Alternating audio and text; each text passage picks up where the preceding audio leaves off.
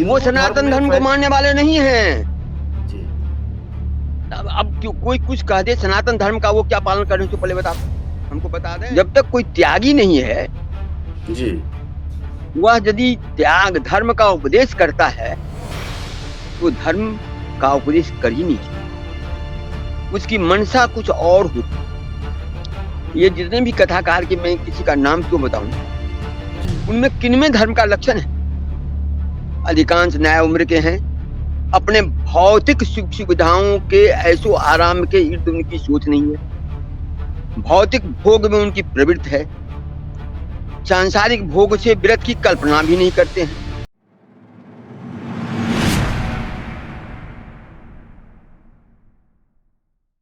जब भी इस तरह के झूठ और फरेब का खुलासा हमारे जैसे लोग या आप जैसे संत जब करते हैं, तो ये संत पहली बात ये करते हैं कि सनातन धर्म पर हमला ये कर रहे हैं। मैं एक चीज़ समझना चाहता हूँ आपसे कि अगर वो हिंदू धर्म सनातन में धर्म को फै मानने वाले नहीं हैं।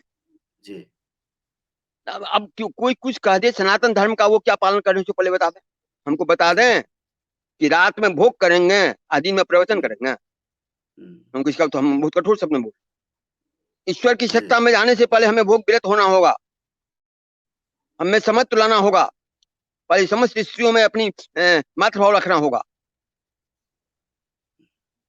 तो भोग और योग अलग अलग चीज। हाँ, जी। मैं जो भोगवादी हैं, मैं संसार में रहना चाहते हैं, संसार में रहें, लेकिन वहां प्रवचन का इत्यादि, वहां कर्म करें, शुद्ध सात्विक कर्म करें, उस सात्विक शुद्ध सात्विक कर्म से धनोपार्जन करके हुँ, और अर्जन करें।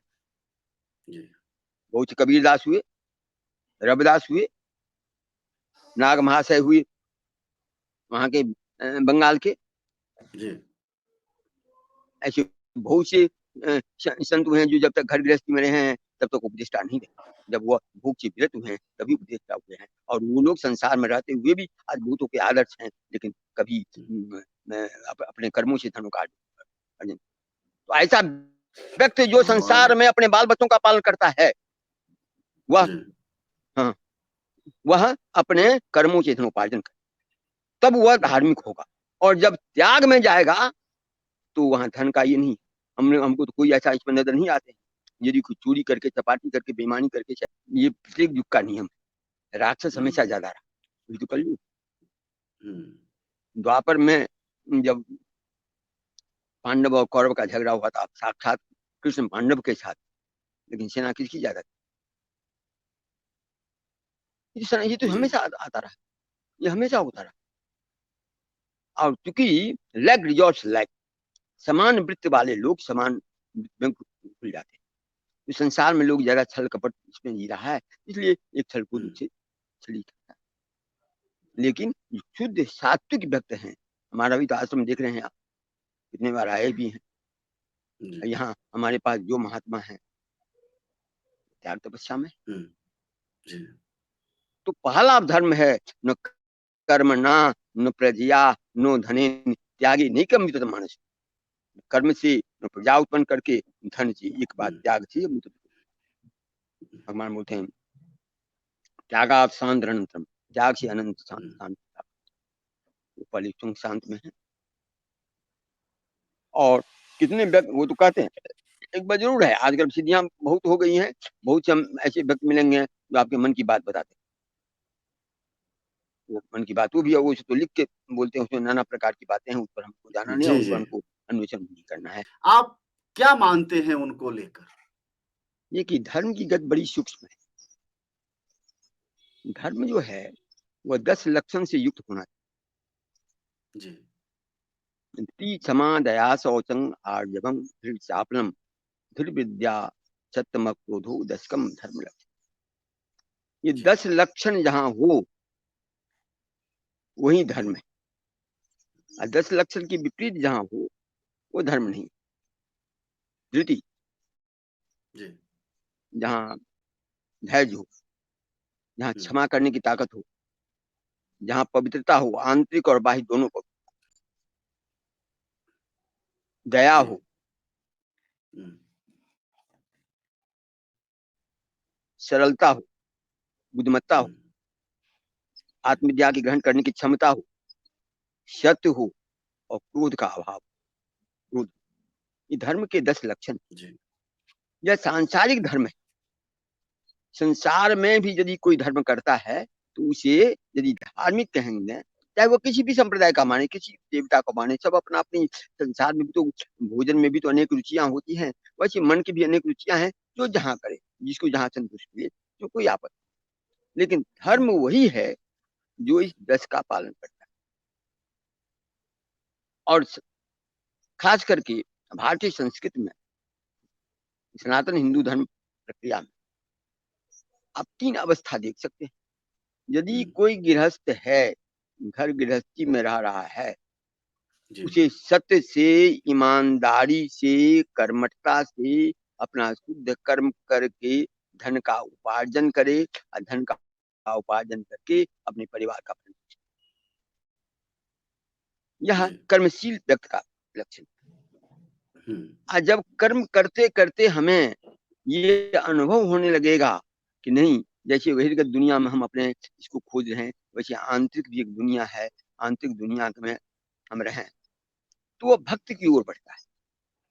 अब जब जब उससे सांसारिक कर्म से या उपरत को प्राप्त हो गया, या सांसारिक कर्म से वो निवृत्त हो गया, तो अब वह अपना ज्यादा समय अपना में लगा। आज जब जी, भक्त भावना में वो दृढ़ हो जाए, तब जा करके वह त्याग करे, और जब त्याग में प्रतिष्ठित होगा तब वो ज्ञान का अधिकारी हो। जब तक कोई त्यागी नहीं है, जी, वह यदि त्याग धर्म का उपदेश करता है, तो धर्म का उपदेश कर ही नहीं सकता। उसकी मनसा कुछ और होती। ये जितने भी कथाकार के, मैं किसी का नाम क्यों बताऊं, हम भी कभी कभी सुनते हैं, मैंने देखने को मिल जी, जाता है, आजकल बहुत हुँ, कमेंट्स चल रहे हैं, कमेंट्स भी सुनने को मिल जा रहा है। जी, उनमें किनमें धर्म का लक्षण है?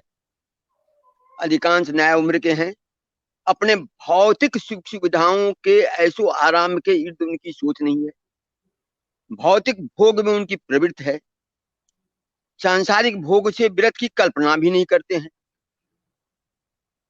जो भगवान का वो स्वरूप है, वह स्वयं तो धारण नहीं किया, हमें नहीं अनुमान लगता है इनमें से किन्हीं को जिस भगवान की ये करते हैं, उनको स्वप्न में भी दर्शन दिया जी, और ये धर्म का उपदेश करते हैं। तब आप कहेंगे कि ये लोग कुछ चमत्कार दिखाते हैं, ये लोग कोई कहते हैं कि हम उसकी मन की बात बता देते हैं, लिख देते हैं हाँ, ये। लेकिन इनमें से कोई भी बतावे हमको, जो कोरोना आने वाला था, कितने लोगों ने भविष्यवाणी कर दी थी, सावधान हो जाओ कोरोना आने वाला था। जी, और यदि इनको दूसरे के कठिनाई को समझ पा लेते, तो उन्हें अपने आश्रम को बांध दिए, बोले कि इसमें कोरोना प्रवेश नहीं करेगा, तुम लोग हुँ, और निश्चिंत, तो उसमें तो सब अपने घर में दुबक गए। हुँ, कहाँ गई उनकी वो क्षमता? तो स्पष्ट तौर पर उपदेशक वही हो सकता है जो त्यागी हो, हुँ, और जिसमें त्याग नहीं है वो उपदेष्टा होगा, समाज में अनर्थ होगा, अनर्थ हो रहा। सही अर्थ में भगवान से विमुख है, कहते तो विष्णु विष्णु भगवान का नाम लेते हैं, लेकिन भगवान के नियम से विरुद्ध हैं। हुँ, राम का राम राम जपने भी चाहिए, मैं इसका निंदा नहीं करता, लेकिन राम राम जपने का मतलब है कि राम की रामत्व को, राम के उन गुणों को अपने भीतर समाहित करना। उसकी तो विमुख है ये लोग। जो आरएसएस है, जो कहती है कि हिंदू धर्म के रक्षा के लिए वो काम करती है, वह इन सारे संतों को बहुत रक्षित करती है और ये भारतीय जनता पार्टी के पक्ष में बोलते हैं कि वोट दीजिए। तो क्या यह संत परंपरा का हिस्सा है? मैं आरएसएस को तो मैं ये नहीं मानता हूँ सनातन सनातन धर्म का भी संरक्षक। मेरे पास जी। अनेकों उदाहरण हैं, हुँ, जो आरएसएस वाले संत के और से ही विद्वान और ब्राह्मण के परम द्रोही हैं। उत्तराखंड में तो आरएसएस जी, भाजपा का ही राज है। निगमान की हत्या हो गई और अभी तक पूरा प्रमाण है, सीबीआई को मैनेज कर लिया है। आप लोग देखिए, सानंद जी की हत्या हो गई। ये हाल ही में भगवान दास संस्कृत महाविद्यालय जी। है, उत्तराखंड का टॉप और भारतवर्ष का नाम, हुँ, उसको एक आरएसएस का व्यक्ति आरएसएस के व्यक्ति को अपना आश्रम का संपत्ति दे दिया, वो खाली करा देंगे, उसी डाले, उसी का नाम है। प्रकांड विद्वानों को, जिसका कि भारतवर्ष के मूर्धन्य विद्वान सब है, फर्जी केस में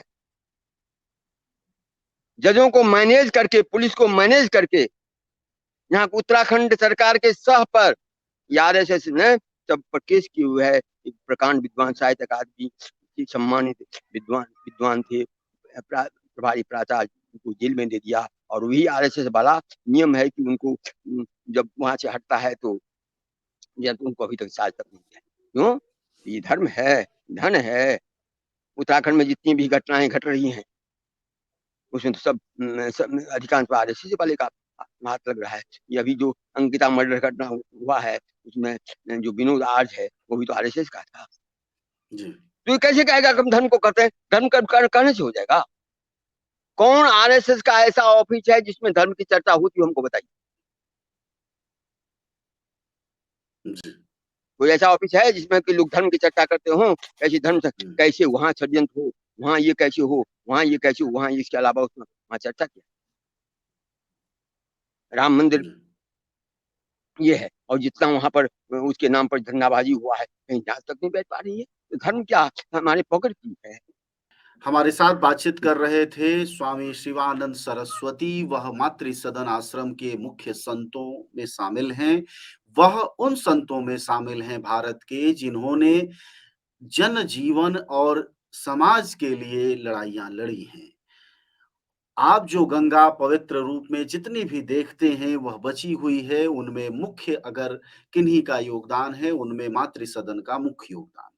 हम उनसे बातचीत कर रहे थे युवा संतों की संत परंपरा पर। उनकी राय पर आप लोग जरूर अपनी बात रखिएगा कि उनकी बातचीत कैसी लगी, क्योंकि सबसे जरूरी है कि लोभ मोह की बातें करने वाले, धन संपत्ति आदि की बातों को त्याग की बात करने वाले ये युवा संत आखिरकार रोज-रोज पैसा जनता से वसूल कर चमत्कारों के नाम पर किस धर्म और किस समाज का भला कर रहे हैं।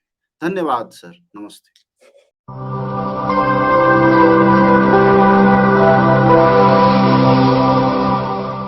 जन ज्वार जनता की